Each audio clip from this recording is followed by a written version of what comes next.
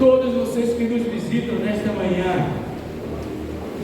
Eu quero agradecer uma vez mais a presença de vocês, mas certo é que o mais feliz com a presença de todos vocês aqui nesta manhã é o Senhor Jesus.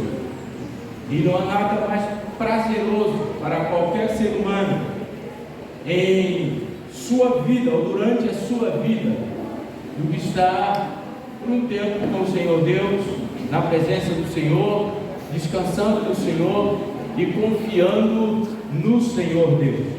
E hoje nós temos um motivo mais do que especial de nós estarmos na presença do Senhor, mais do que especial para nós estarmos aqui nesta manhã, porque nós haveremos de fazer algo que o Senhor Jesus nos orienta a fazer.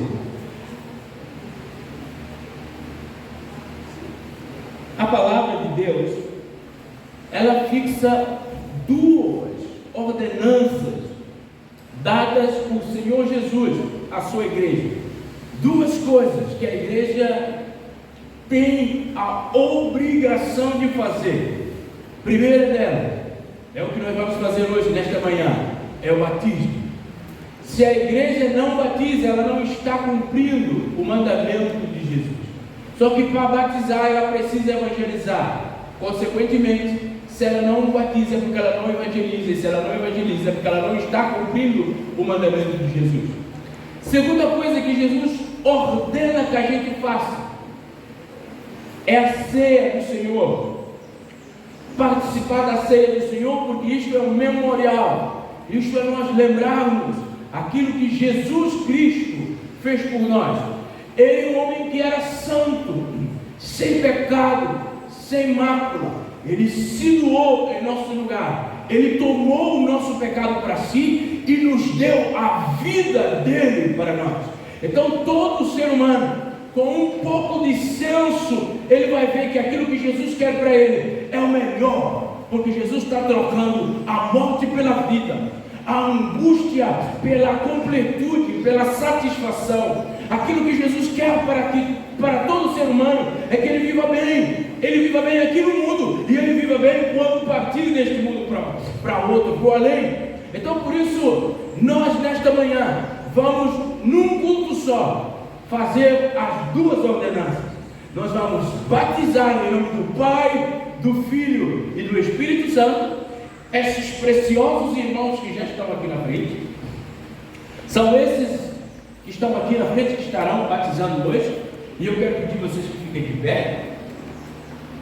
Só esses que vão batizar, Agora vocês fazem com muita classe uma volta para que as pessoas vejam vocês assim exponencialmente e depois voltem para mim. Vamos lá, 1, 2, 3 e... Muito bem. Voltem para mim de novo. Muito bem. Agora pode sentar.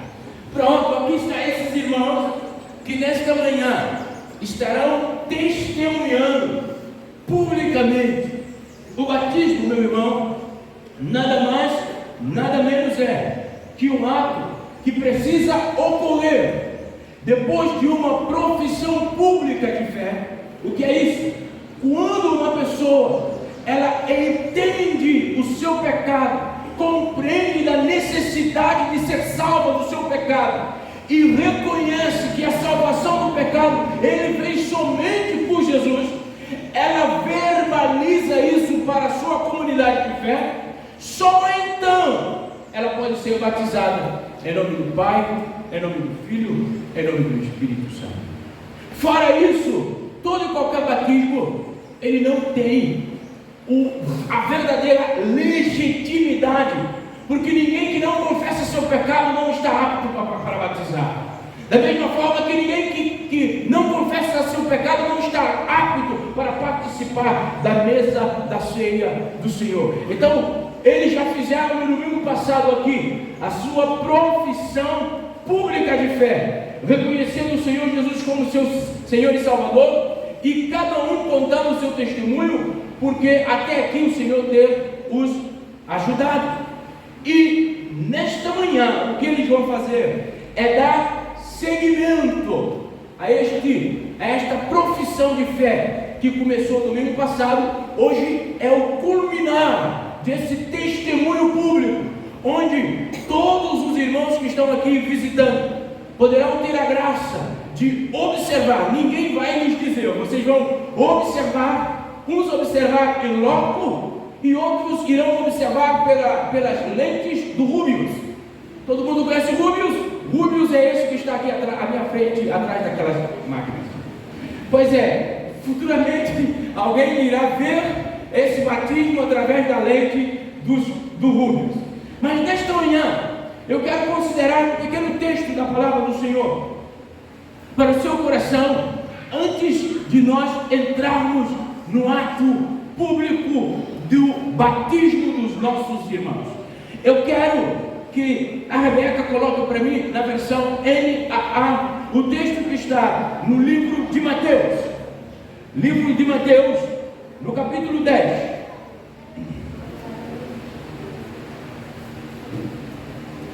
O Evangelho de Jesus Cristo, segundo o relato de Mateus, capítulo 10, o versículo 32. Vamos ler o versículo 32. Diz assim a palavra do amado Senhor Jesus: portanto, aquele que me confessar diante dos outros, também eu o confessarei diante do meu Pai que está no céu. Mas aquele que me negar diante das pessoas, também eu o negarei diante do meu Pai que está nos céus. Vou ler mais uma vez. Portanto, todo aquele que me confessar diante dos outros, das pessoas, também eu o confessarei diante do meu Pai que está nos céus. Mas aquele que me negar diante das pessoas, também eu o negarei diante do meu Pai que está nos céus. Deus seja louvado pela sua palavra. Agradecemos ao Senhor pela tua palavra. Ilumina o nosso entendimento. Fale conosco nesta manhã. Eu rogo ao Senhor, em nome de Jesus. A bem da verdade é que esse texto é um texto muito familiar, é um texto de dupla implicação, é um texto de uma relevância bastante ampla para nós, e alguém parafraseou esse texto dizendo assim: defendam-se contra a opinião do mundo, e eu os defenderei na presença do meu Pai.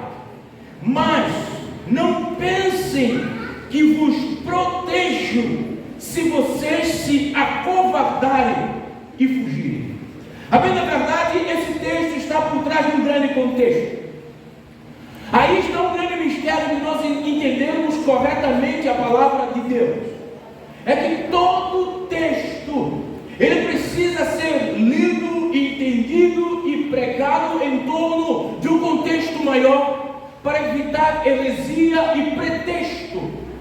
Qual o contexto em torno do texto que eu acabei de ler? É que Jesus estava preparando um grupo. Jesus estava preparando seus 12 discípulos para enviá-los a pregar a sua palavra, a enviá-los a anunciar povos e nações de que a salvação só existiria por meio de Jesus Cristo. Mas nada, nem ninguém pode levar o homem ao céu. Não há penitência, não há pagatório, não há oferta, não há absolutamente nada, não há boas obras que levam o homem ao céu sem Jesus. Somente e somente Jesus. Mas o homem precisa estar preparado para levar esta boa obra, para levar esta boa mensagem. E Jesus está aqui trabalhando com os seus discípulos. Jesus está aqui alertando os seus discípulos que vocês precisavam ou precisam estar preparados. Por quê? Porque haveria um tempo, chegaria um tempo em que a perseguição estaria patente dentro de vocês.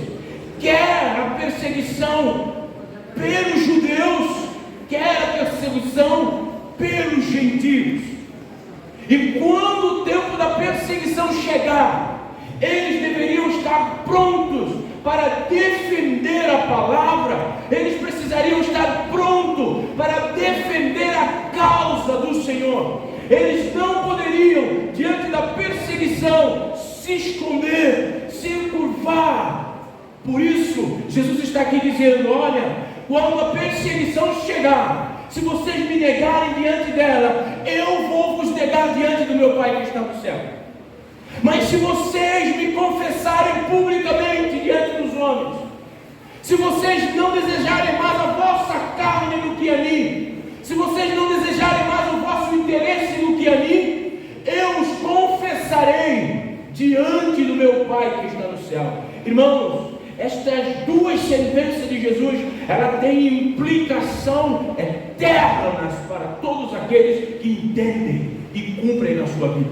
Embora era imperceptível, enquanto Jesus ensinava esta mensagem, para aqueles que estavam ouvindo era imperceptível. Por quê? Porque Jesus estava com eles. Jesus estava subindo as colinas com eles, ensinando, porque Jesus era um mestre por excelência.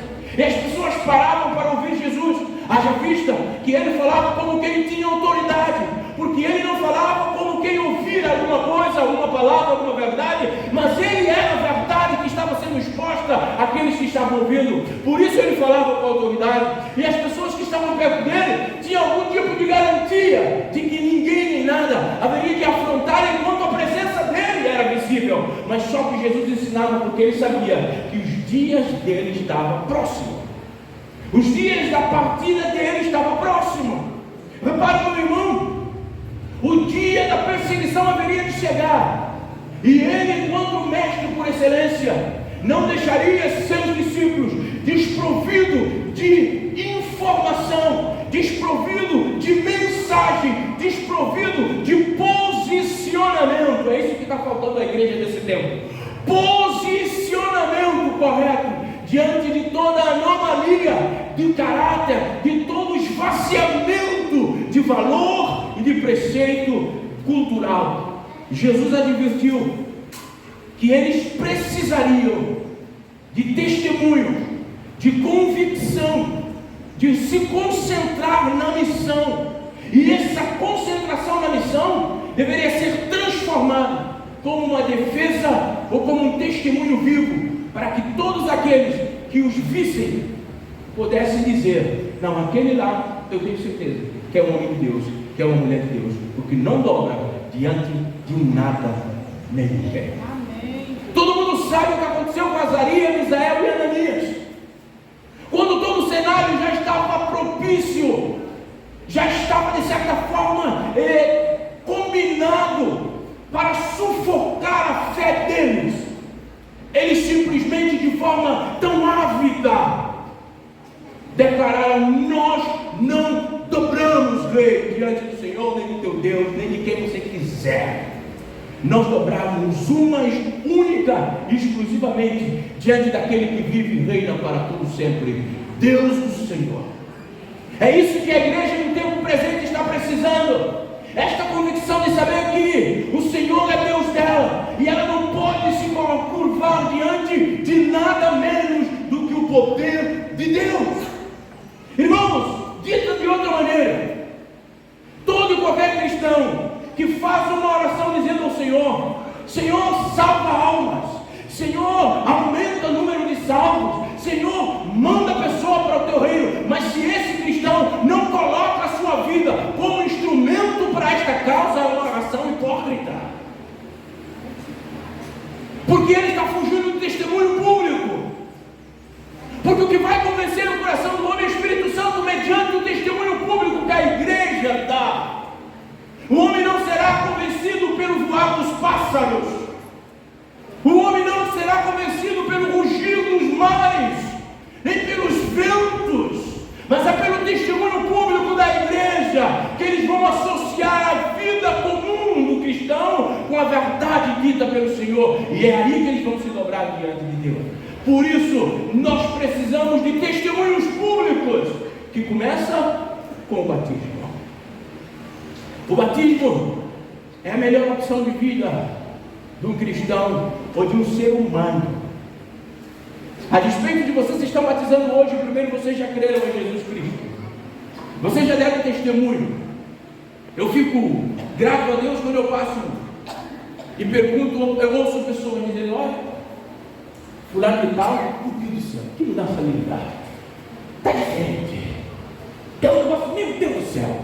Eu já ficaria isso aí, muito bom, que a gente já fica feliz porque sabe, irmão Manuel Paulo, que a palavra de Deus pegou algo no indivíduo. Não há arma que deixa da bainha, mas Manuel Paulo, ele joga tudo fora, porque quando a palavra de Deus pega a pessoa, há necessidade de um testemunho público. Meus irmãos e minhas irmãs, todos nós precisamos estar dispostos a ser testemunha viva da nossa própria fé, ainda que isso significa colocarmos em alto risco pela nossa própria vida. Ainda que isso significa colocarmos em alto risco a nossa vida. Mas nesta manhã, para finalizar, eu quero tirar duas lições muito rápidas para vocês. Mas vai ser rápida mesmo.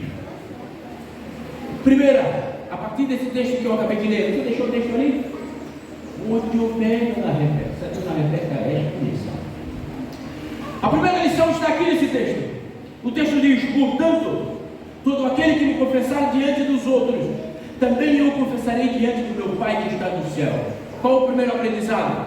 É que o homem tem uma escolha clara a fazer, com implicação eterna. O homem tem uma escolha clara que precisa ser feita, e essa escolha tem implicação na eternidade. Então vejamos, há um critério que Jesus estabelece aqui para os discípulos pensarem, e o critério é muito simples: é a confissão pública. Jesus está dizendo simplesmente assim: olha, se vocês me confessarem aqui no mundo, vocês já são confessados lá na glória por mim. Repara algo sério aqui. Calvino já dizia que a confissão pública, ela depende de cristão para cristão, porque envolve coragem, sensibilidade, influência. Obrigado, irmãos. Irmãos, eu ia retirar agora o curto que eu falei, porque ele colocou um fresco aqui agora, eu posso ir um pouco mais longo, né? Mas não, vou manter o curto. Todo aquele que confessar Jesus Cristo, isso é, todo aquele que reconhece publicamente a sua fé, ou declara fielmente ou fidelidade, lealdade a Deus, será confessada por Cristo diante do Pai que está no céu. A verdade é que o valor, repare, o critério que Jesus está estabelecendo aqui é que o valor de um discípulo verdadeiro, um verdadeiro valor, consiste única e exclusivamente em como ele se comporta diante dos desgastes natural das coisas. Vai simplesmente consistir conforme ele se comporta na vida real. Vai consistir conforme ele se comporta diante das pressões cotidianas. Vai simplesmente consistir em como ele se comporta nos seus relacionamentos diários com pessoas. E aí está o verdadeiro valor do verdadeiro cristão. Não é o quanto ele canta, não é o quanto ele prega, não é o quanto ele vira piruetas, não é nada disso. É o quanto as pessoas percebem Deus de forma prática na vida dele. É quanto a palavra dele envolve as pessoas a buscarem Deus. É quando as pessoas conhecem Deus através de um simples ato da presença dele. Nós precisamos saber, irmão, que essa confissão que Jesus requer de nós não é um ato único e exclusivamente fria de uma objetividade, ou seja, uma comunicação fria da palavra de Deus, uma comunicação divorciada de prática de vida, uma comunicação simplesmente voltada para um senso de memorização da palavra de Deus. Porque tem muita gente que conhece a Bíblia de cor, mas não pratica. Não é isso que Deus está falando sobre aquele que confessar. O confessar não é o quanto eu consigo dialogar acerca de Deus, mas é o quanto as pessoas veem Deus em mim. O confessar é o quanto eu vivo Deus. O confessar é o que todas as pessoas à minha volta, os meus amigos, sabem que eu sou Deus. Quantas pessoas mudam de conversa quando você chega? Quantas pessoas são impactadas quando você chega pela sua oração? Quantas pessoas, quando estão angustiadas, procuram você para orar? Porque sabe que você é um testemunha viva da sua fé. Ou as pessoas te conhecem mais por populista, ou pessoas te conhecem mais por alguns outros adjetivos do que cristão, filho, Deus vivo. Nós precisamos, o que Deus faz em nossa vida, em nossa alma, nós precisamos passar para as pessoas. Já visto o que o salmista vai dizer no Salmo 66? Ele vai dizer: vinde e ouvi, todos os que temeis a Deus, e eu contarei o que Ele tem feito à minha alma. O que Deus tem feito na nossa vida precisa ser testemunho público para as pessoas. O que Deus tem realizado em nós precisa ser público, as pessoas precisam conhecer. Por isso que o batistério é aberto, para que todo mundo que está aqui hoje vá ver vocês, e para que a cidade de Iguaí toda saiba: olha só, agora o amigo Bernardo é batizado, né? O amigo Bernardo agora é batista, né? Que bem. Vou uma placa do Bernardo.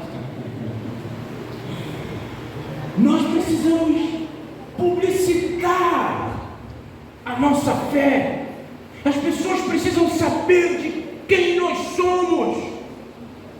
Não podemos esquecer que o confessar Jesus aqui nos levará automaticamente a ser confessado diante do seu Pai. Ele irá nos confessar. Meus irmãos, os seguidores de Jesus, em toda a história do cristianismo, enfrentaram grandes calamidades de todas as áreas, em todas as áreas. Mas os verdadeiros se manteram fiéis até o fim. Deus honrou as suas fés. Certa vez, o missionário serviu por muito tempo, fora da sua nação. Ele era inglês e a sua esposa. E quando terminou o seu tempo, já velhinhos, voltaram para casa, voltaram para o seu país, e estavam de navio.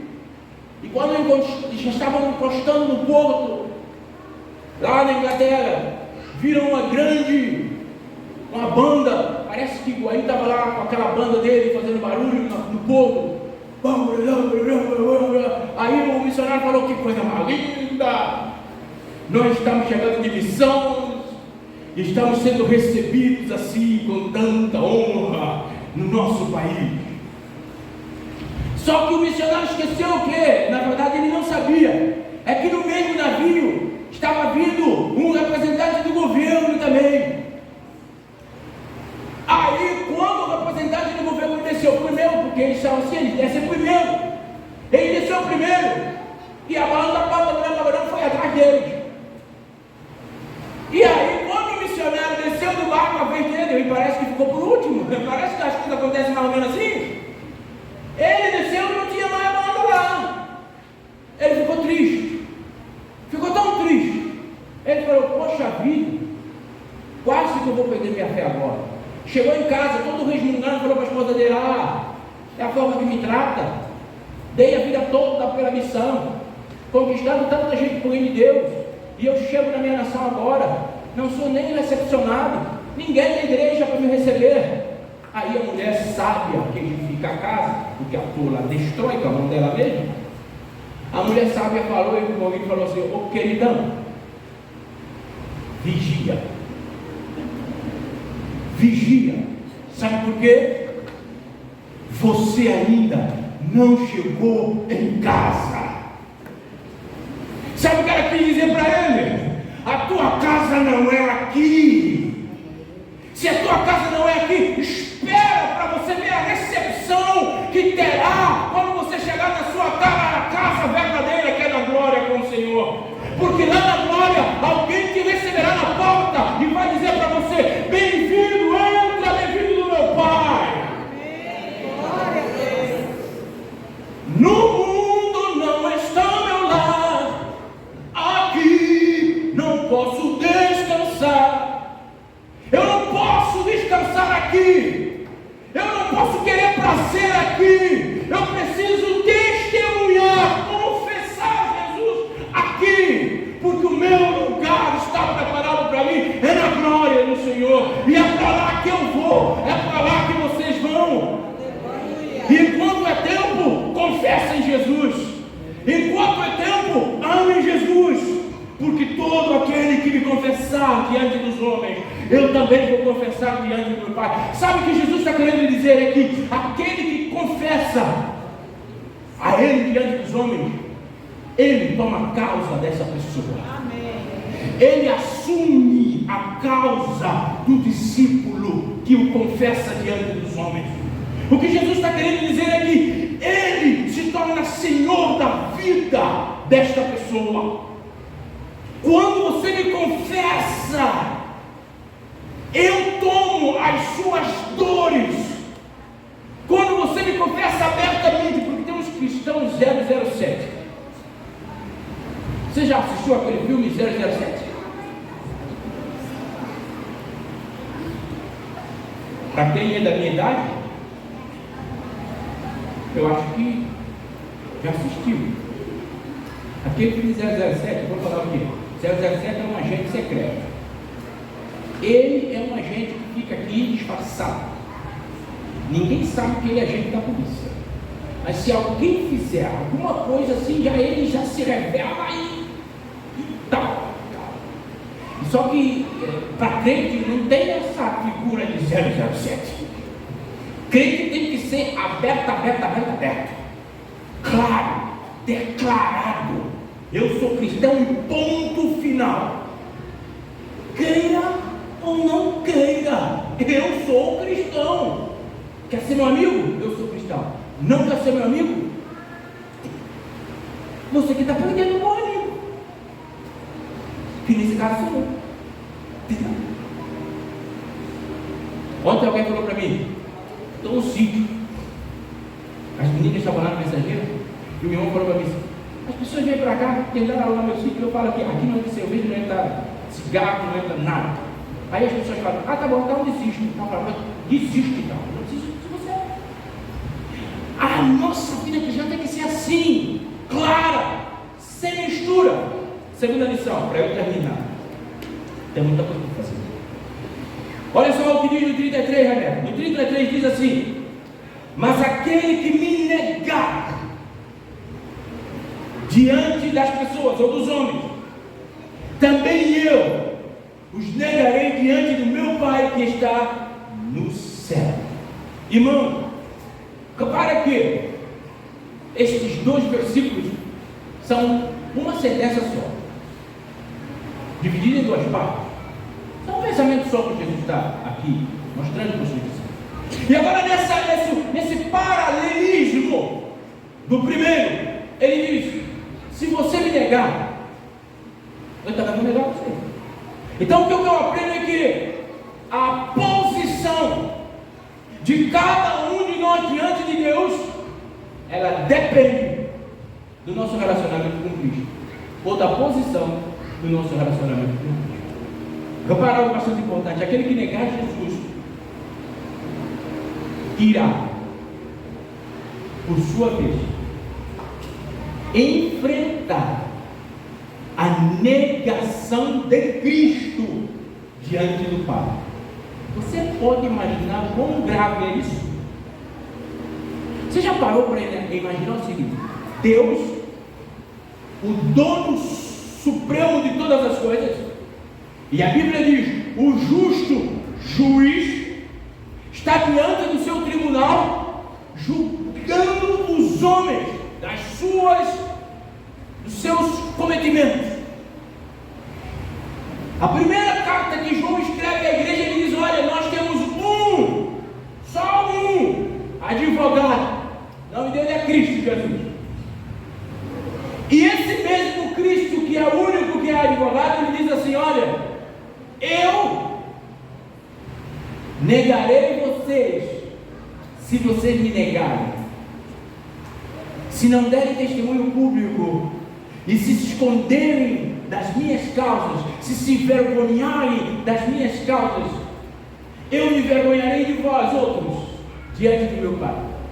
Agora eu pergunto: quem irá nos defender?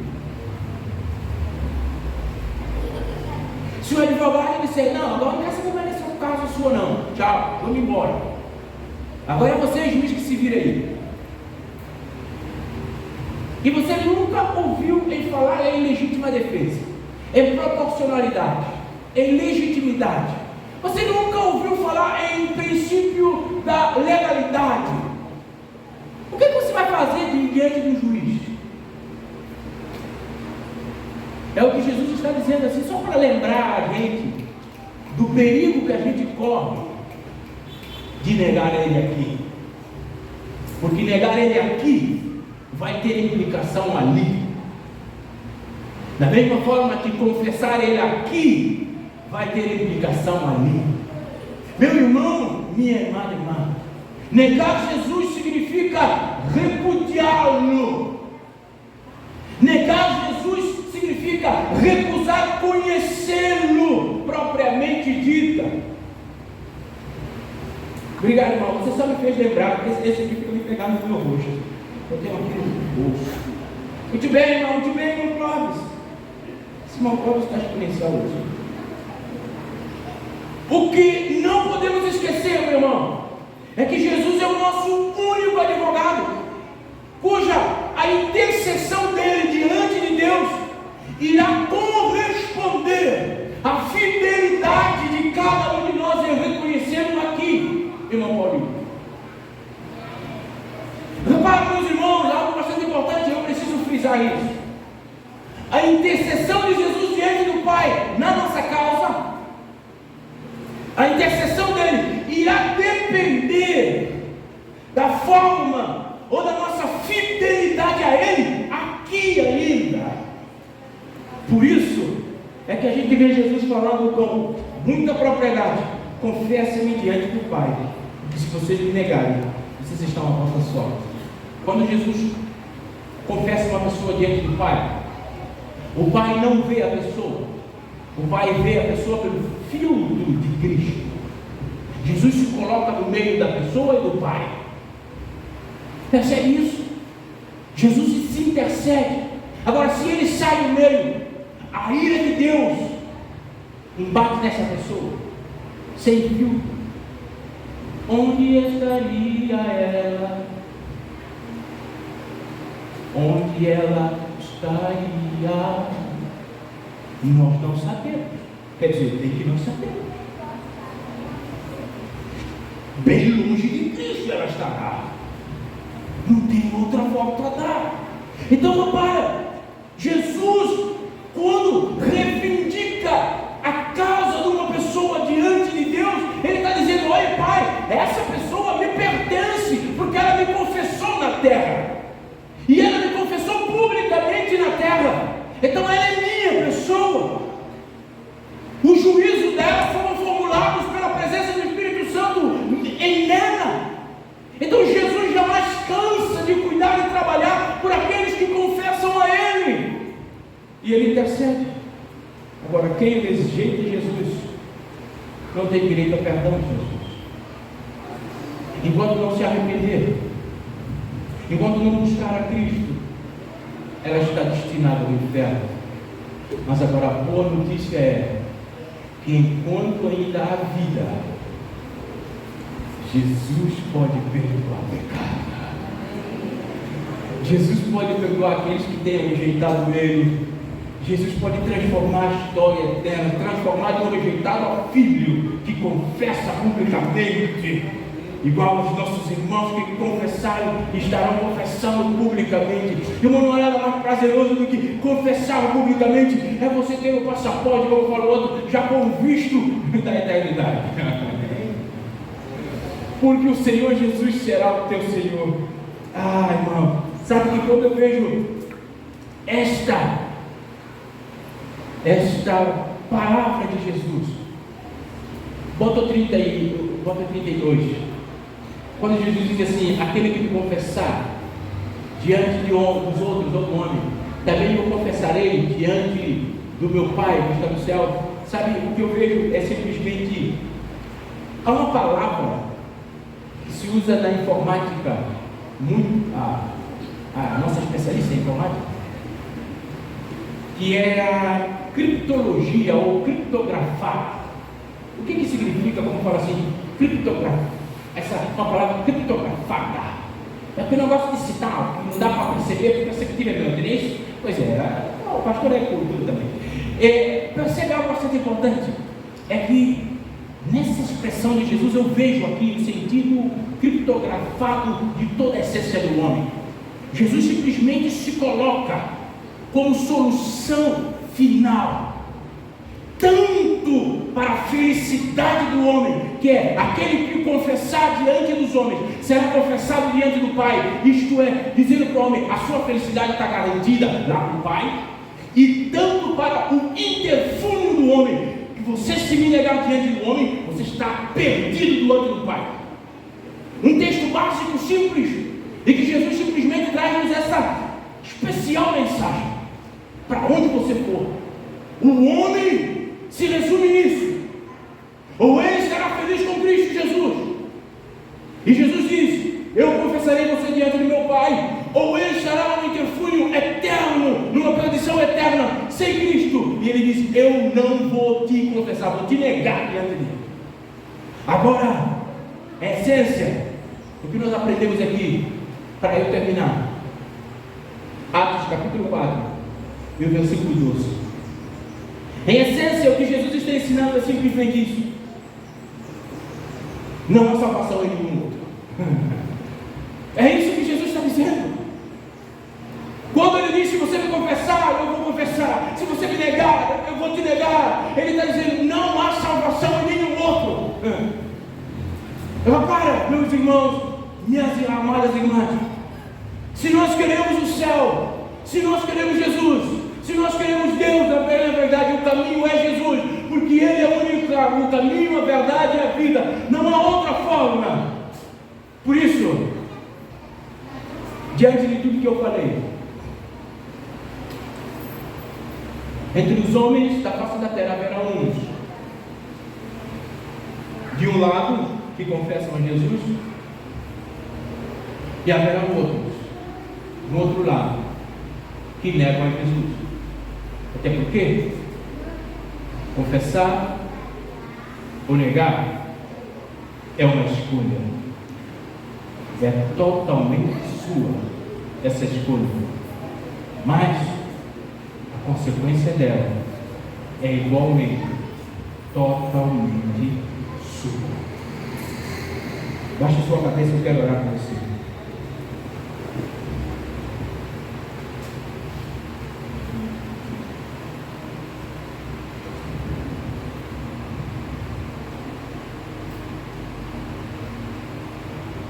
Obrigado, Deus, pela tua bondade, pela tua misericórdia, pelo teu muito amor. A tua palavra nos ajuda a pensar nessa manhã, esses dois versos, de que não há outro, não há outro, não há outro, não há outro, não há outro, pelo qual nós devemos ser salvos. É só Jesus, só Jesus, só Jesus. O Senhor Jesus diz que nós precisamos dar um testemunho público, e nesta manhã nós vamos celebrar um testemunho público dos nossos irmãos. Deus, glorifica o teu nome no nosso meio. Nós te agradecemos pela vida daqueles que hão de se entregar às almas nesta hora. Que o Senhor os encoraje, que o Senhor possa conceder livramento, retiro de coração, de alegria, de pertencer à família de Cristo e de andar com o Senhor até que o Senhor volte. Senhor, tua igreja, que esta palavra possa fazer morada no coração de cada um e que haja decisão de andar com o Senhor. Nós oramos e agradecemos em nome de Jesus. Amém. Que o amor de Deus o Pai, que a graça de Jesus Cristo, seu Filho, a comunhão e consolações do Espírito Santo esteja conosco e em nós, hoje e sempre. Amém.